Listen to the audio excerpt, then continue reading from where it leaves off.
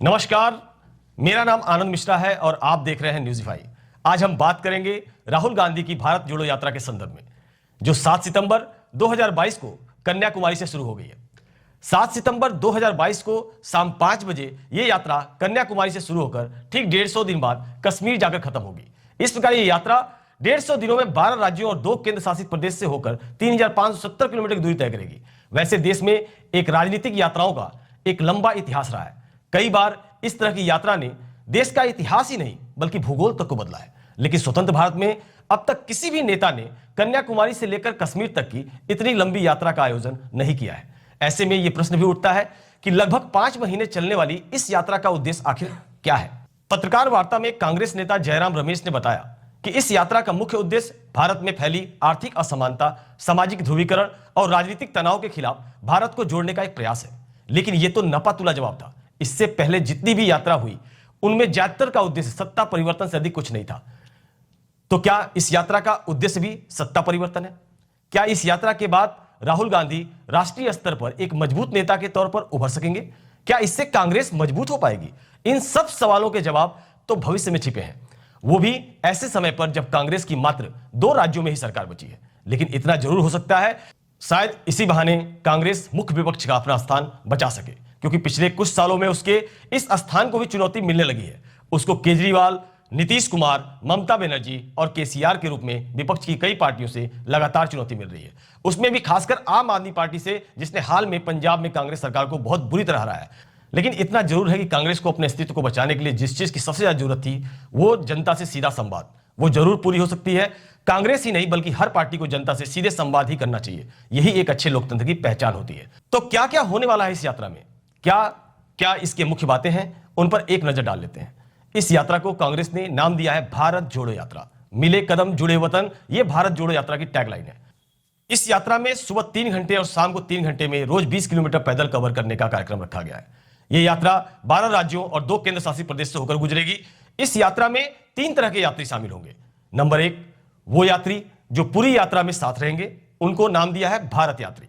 ऐसे 100 लोग इस पदयात्रा में शामिल होंगे। राहुल गांधी इन्हीं लोगों में शामिल हैं। नंबर 2, अतिथि यात्री जो उन राज्यों से होंगे जहां से यह यात्रा नहीं गुजर रही है, इसमें भी लगभग 100 लोग होंगे। नंबर 3, प्रदेश यात्री उन प्रदेशों से होंगे जहां से यह यात्रा गुजर रही होगी, इसमें भी लगभग 100 लोग होंगे। इस तरह से हर समय पद यात्रा में कम से कम 300 पद यात्री इस पद यात्रा में शामिल होंगे। इन यात्रियों के रुकने के लिए अलग तरह के कंटेनर की व्यवस्था की गई है, जिसमें सोने, खाने और टॉयलेट की व्यवस्था होगी।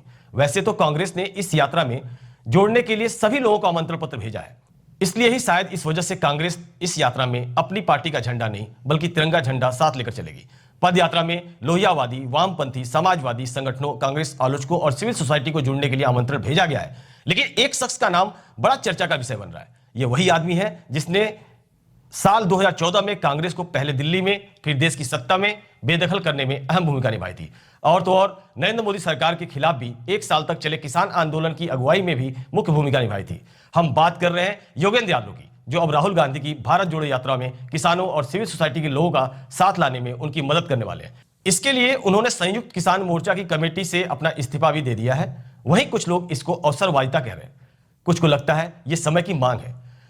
बहरहाल जो भी है वक्त बताएगा यात्रा अपने उद्देश्य में कितना सफल हो पाती है। वैसे भी भारत में यात्राओं का एक लंबा इतिहास रहा है।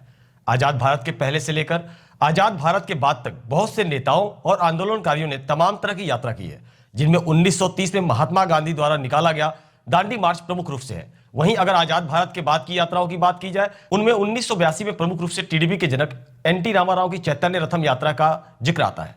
चंद्रशेखर की 1983 में भारत यात्रा तमिलनाडु के कन्याकुमारी से शुरू होकर दिल्ली में राजघाट तक चली।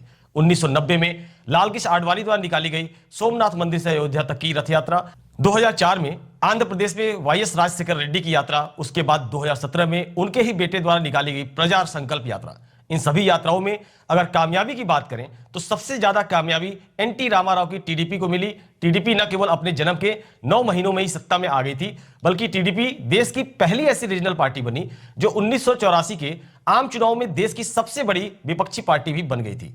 बताया जाता है कि एनटी रामाराव ने आंध्र प्रदेश में 4 बार पूरे राज्य का चक्कर लगाया था, जिसमें उन्होंने 75,000 किलोमीटर की दूरी तय की थी, जिसके कारण Guinness book of world records में उनका नाम शामिल हुआ था।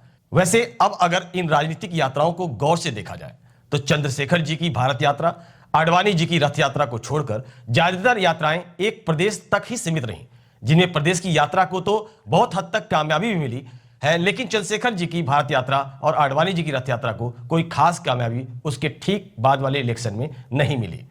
अब अगर देखा जाए तो क्या ऐसे में राहुल गांधी की भारत जोड़ो यात्रा सफल हो पाएगी? क्या इससे कांग्रेस सत्ता में वापसी कर पाएगी? इस पर काफी लोग वाजिब सवाल उठाकर प्रश्न भी कर रहे हैं। ऐसे समय में जब दो राज्यों गुजरात और हिमाचल प्रदेश में चुनाव है, तो क्या जनता राहुल गांधी की भारत जोड़ो यात्रा में कोई खास दिलचस्पी लेगी? और दूसरा जो इससे भी अहम सवाल है कि राहुल गांधी इतनी बड़ी यात्रा निकाल रहे हैं, लेकिन यह यात्रा 4 बड़े राज्यों जैसे बिहार, उत्तर प्रदेश, झारखंड और बंगाल में तो न के बराबर ही निकलेगी। अकेले ही इन 4 राज्यों में लोकसभा की 176 सीटें आती हैं। ऐसे में राहुल गांधी की यात्रा कितनी सफल होती है? क्या इस यात्रा से कांग्रेस की वापस सत्ता में आने की कोई संभावनाएं हैं, या इस यात्रा का लाभ कांग्रेस को खत्म होने से बचाने तक है? इससे ज्यादा कुछ नहीं, ये तो आने वाला वक्त ही बताएगा।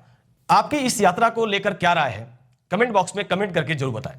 इस खबर को लिखा है हमारे सहयोगी मोहित ने। ऐसे ही शानदार खबरों के लिए हमारे चैनल को सब्सक्राइब करते चलें और साथ में नोटिफिकेशन बेल आइकन पर भी क्लिक कर दें, जिससे जब भी हम कोई नई वीडियो लेकर आए आपको पता चल जाया करे। आज के लिए इतना ही, कल फिर मिलते हैं किसी नई खबर के साथ। तब तक के लिए नमस्कार।